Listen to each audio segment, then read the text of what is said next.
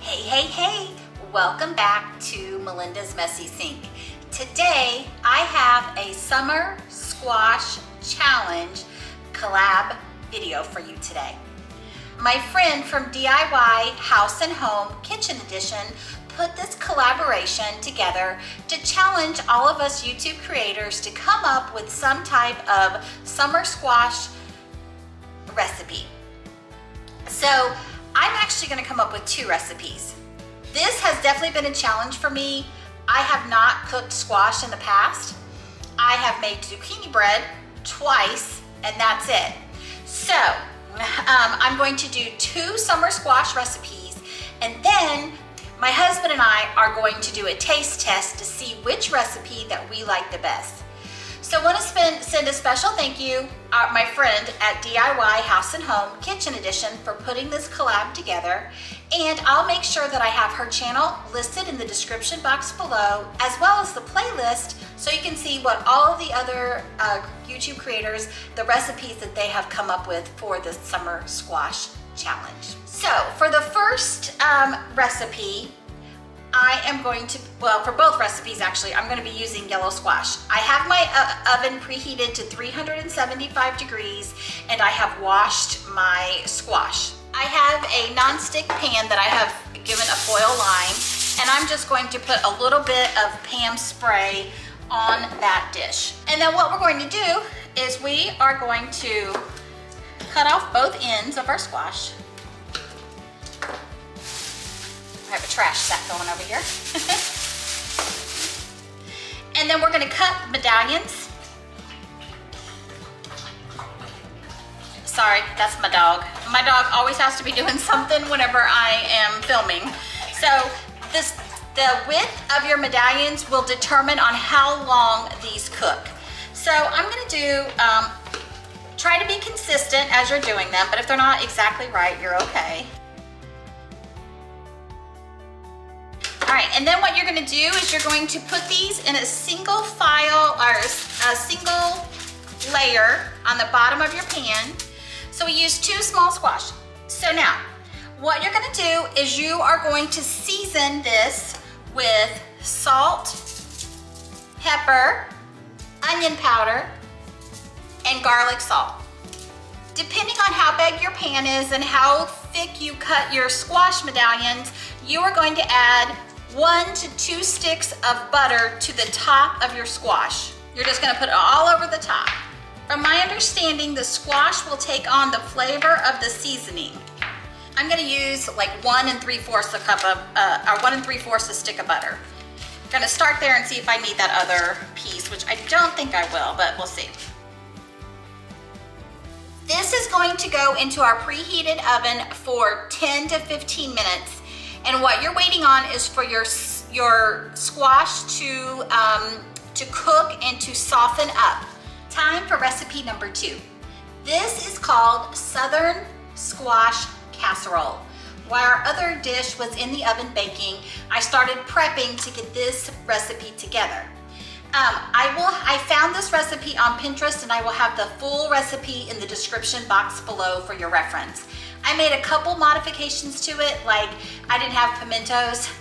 I didn't go buy them, I just left them out. So let's get started in putting together our second squash recipe. The first step is that we're going to preheat our oven on 350 degrees.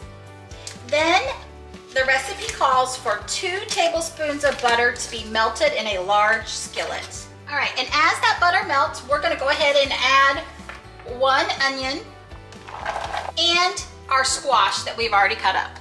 And then what we're gonna do is we're going to let this do its thing until it softens.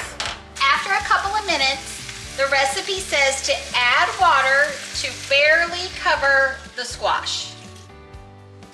We're gonna bring this water to a boil, and then we're gonna turn it down to a simmer until the water evaporates out. All right, our squash has come up to a boil, and now we're just going to let it continue to cook until the water runs out. The recipe has us drain off our onions and squash for any remaining water that's left. And then it talks about how important it is to make sure that you get all of the water out of your squash.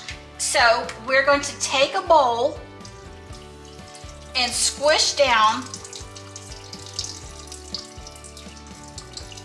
to try to get out any remaining liquid in between the layers of our squash. We have our drained onions and squash. It says we transfer those to a large mixing bowl. If we see lots of water, then we need to drain again. They said it's not uncommon to have to drain more than once. All right, I think we did pretty good. To our drained squash, we're gonna add grated cheese. We're gonna add 2 eggs, evaporated milk, melted butter, and breadcrumbs. And don't forget that I will have the full recipe for you down in the description box. Next, you're gonna add salt and pepper, and then you're gonna mix all this together. Then what you're gonna do is you are going to dump this in a 2-quart baking dish. The recipe says to butter your dish.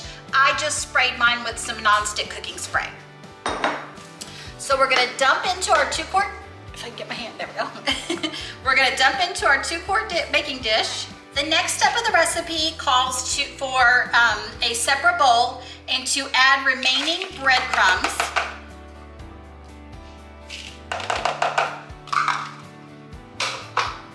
And to add 2 more tablespoons of melted butter to our breadcrumbs. And it says to give that a good mix.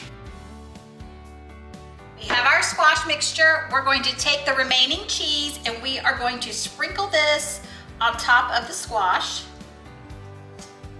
And then we're going to take this Ritz cracker crumb mix and we're going to put it on top of the cheese. Let me just tell you, I love the smell of Ritz crackers and butter. We are going to put this in our preheated oven for 45 minutes uncovered.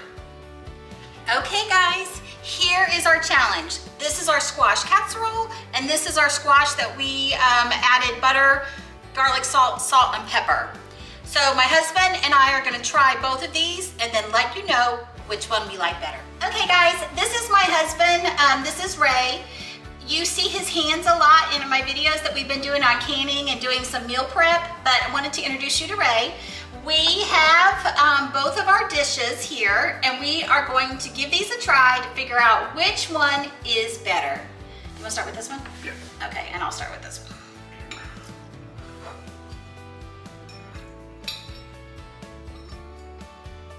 Switch me. All right, we both agree by a landslide that casserole is much, much better. Okay, so this one is good, but it's drowning in butter, so I think that if you could cut back on the butter, it would be a lot better. It has good flavor from the seasoning and stuff, it's just too buttery. It is a crab butter, like the fried green tomatoes. My husband is shy, so you tell him, babe. No. He says this casserole, the Southern casserole, tastes a lot like fried green tomatoes. So there we have it. We have taken on 2 new squash recipes and we have done a taste test to figure out which recipe is going to be in our repertoire. I have never eaten squash before, so it was great. This summer squash challenge pushed me to try something new as well as try a couple new recipes.